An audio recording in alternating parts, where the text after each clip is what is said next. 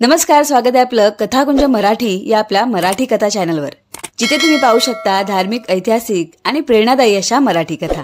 मित्रमैत्रिणींनो, मनाचे सर्व विकार दूर करून मुक्तिधामाकडे नेणारा राजमार्ग म्हणजे श्री गुरुचरित्र ग्रंथ होय. आज आपण या पवित्र ग्रंथाच्या 25व्या अध्यायापर्यंत येऊन पोहोचलो आहोत. तरी अजूनही तुम्ही या अध्यायांचं वाचन किंवा श्रवण केलं नसेल तर आजपासून नक्की सुरुवात करा. शुद्ध आणि पवित्र मनाने या ग्रंथाचे वाचन आणि श्रवण केल्यास आपणास अनेक आश्चर्यकारक परिणाम पाहावयास मिळतात.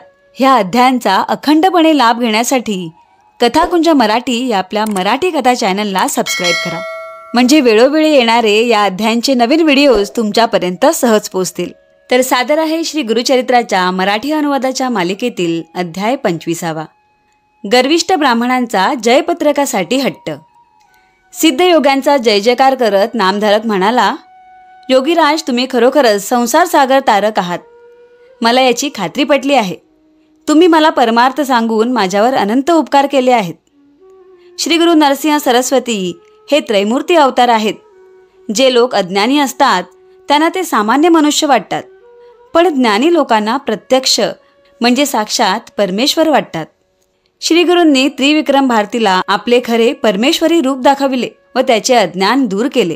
मग पुढे काय झाले ते मला सविस्तर सांगण्याची कृपा करा. नामधारकाने अशी विनवणी केली असता सिद्धयोगी म्हणाले, वत्सा नामधारका, त्या श्री गुरूंची लीला खरोखरच अगम्य आहे. त्यांच्या सर्व लीला मी तुला सांगू लागलो तर पुष्कळ वेळ लागेल. कथाही खूप मोठी होईल, पण थोडेफार तुला सांगतो, ते ऐक. विदुरा नगरात एक यवन राजा होता. तो अत्यंत क्रूर व कमालीचा ब्राह्मण द्वेष्टा होता. तो नित्य पशुहत्या करीत असे व आपल्या सभेत ब्राह्मणांना बोलावून त्यांना वेद म्हणावयास सांगत असे. तो मोठमोठ्या विद्वान ज्ञानी ब्राह्मणांना आपल्याकडे बोलावून सांगत असे, तुम्ही माझ्या येथे सर्व वेद म्हणा, मी तुम्हाला भरपूर पैसे देईन. जे कोणी मला वेदार्थ सांगेल त्यांची मी विशेष पूजा करेन. त्यात जे मोठे ज्ञानी असत ते सांगत, आम्ही मतिहीन म्हणजे अज्ञानी आहोत, आम्हाला वेदांतले काहीही समजत नाही असे सांगून ते तिथून काढता पाय घ्यायचे. परंतु जे मूर्ख अज्ञानी असत ते पैशाच्या लोभाने त्या यवनाकडे जाऊन वेद पठण करीत असत. त्यावेळी यज्ञकांडाचा अर्थ ऐकताना तो दृष्ट यवन राजा कुत्सितपणे हसून म्हणायचा, तुम्ही ब्राह्मण यज्ञ करता तेव्हा पशुहत्या करता, ती तुम्हाला चालते, मग आम्ही पशुहत्या केली तर काय बिघडते? असे बोलून तो ब्राह्मणांची यथेच्छ निंदा नालस्ती करायचा व जो विद्वान असेल त्याला भरपूर धन देत असे. ही बातमी ऐकून ठिकठिकाणचे अनेक ब्राह्मण केवळ धनाच्या लोभाने त्या यवनाकडे येऊन त्याला वेद म्हणून दाखवित असत. या कलियुगात असे हे मतिहीन द्रव्यलोभी असतील ते यमलोकात जाण्याच्या योग्यतेचे असतील, यात तिळ मात्र शंका नाही. एकदा काय झाले, द्रव्यलोभी असे 2 ब्राह्मण त्या विदुर नगरात आले. ते त्या यवन राजाला भेटले व आपली कीर्ती आपण सांगू लागले. ते म्हणाले, आम्ही 3 वेदांचे सांगोपांग अध्ययन केले आहे. सगळे वेद आम्हाला तोंडपाठ आहेत.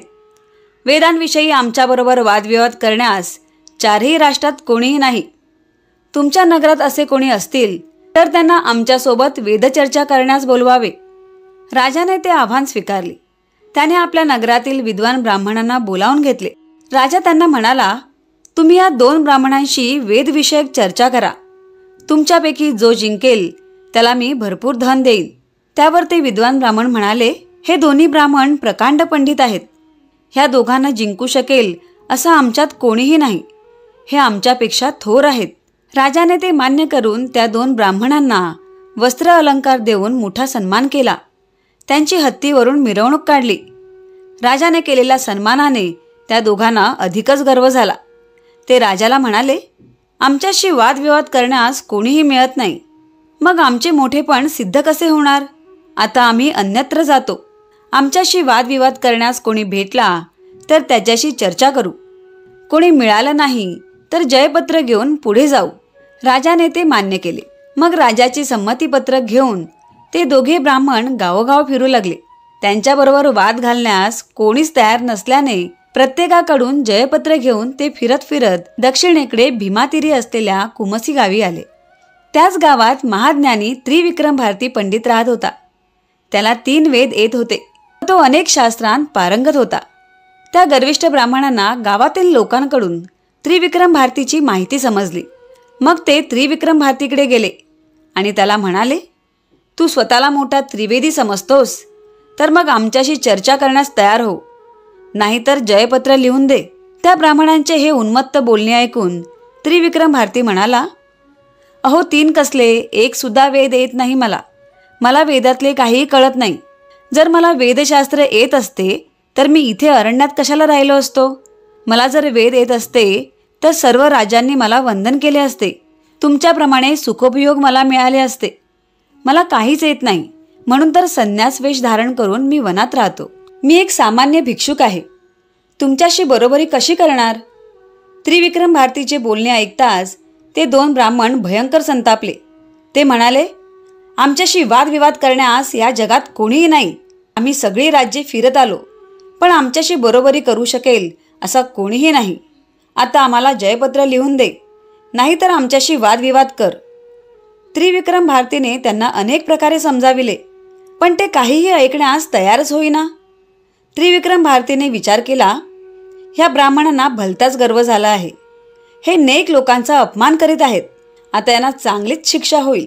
त्रिविक्रम भारती त्या ब्राह्मणांना म्हणाला, आपण गाणगापुराला जाऊया. तेथे आमचे गुरु आहेत.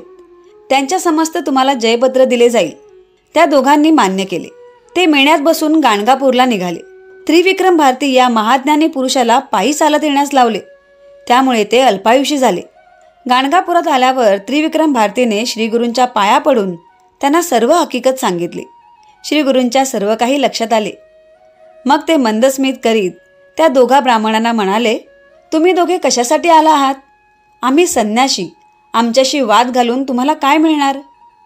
समजा तुम्ही आमचा पराभव केला तर आम्हाला त्यात कसलाही रस नाही. आम्ही बोलून चालून संन्याशी. आम्हाला हार जीत सारखीच. तुम्ही आम्हाला जिंकले तरी तुमचा काय फायदा. असे बोलून श्रीगुरूंनी त्यांना परावृत्त करण्याचा प्रयत्न केला, पण पालत्या गड्यावर पाणी. विनाशकाले विपरीत बुद्धी हेच खरे. ते ब्राह्मण म्हणाले, जयपत्रे मिळवणे ही आमची प्रतिष्ठा आहे. तेव्हा आमच्याशी चर्चा करा, नाहीतर दोघेही जयपत्र लिहून द्या. मग श्रीगुरू त्यांना म्हणाले, ब्राह्मणांनो, इतका गर्व योग्य नाही. गर्व सर्व विनाशाचे मूळ आहे. या गर्वामुळेच बाणासूर, रावण, कौरव लयाला गेले. वेद अनंत आहेत. ब्रह्मादिकांनाही थांगपत्ता लागला नाही. वेद अनादि अनंत आहेत. त्याविषयी आपण कसली चर्चा करणार. तेव्हा गर्व सोडा. तुम्ही स्वतःला चतुर्वेदी म्हणवता, मग वेदांताविषयी तुम्हाला काय माहिती आहे. श्रीगुरूंनी त्यांना परोपरीने समजाविण्याचा प्रयत्न केला, पण त्याचा काहीही उपयोग झाला नाही. ते ब्राह्मण अत्यंत गर्वाने म्हणाले, आम्ही 3 वेदांचे सांगोपांग अध्ययन केले आहे. ही कथा सांगून सिद्धयोगी नामधारकास म्हणाले, नामधारका, त्या गर्विष्ठ ब्राह्मणांना श्रीगुरूंनी काय उत्तर दिले ती मोठी अपूर्व कथा आहे. ती मी तुला सांगतो. ती एकाग्र चित्ताने ऐक.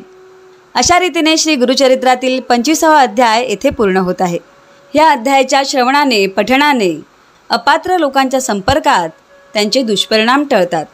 तर मित्रमैत्रिणींनो, श्रीगुरूंची कृपा आपल्यावर अखंड सदैव राहावी यासाठी श्री गुरुचरित्राच्या मराठी अनुवादाच्या मालिकेतील यापूर्वीच्या 24 अध्यायांचाही जरूर लाभ घ्यावा.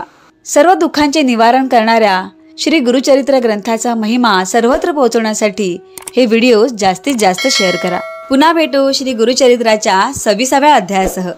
श्री गुरुदेव दत्त.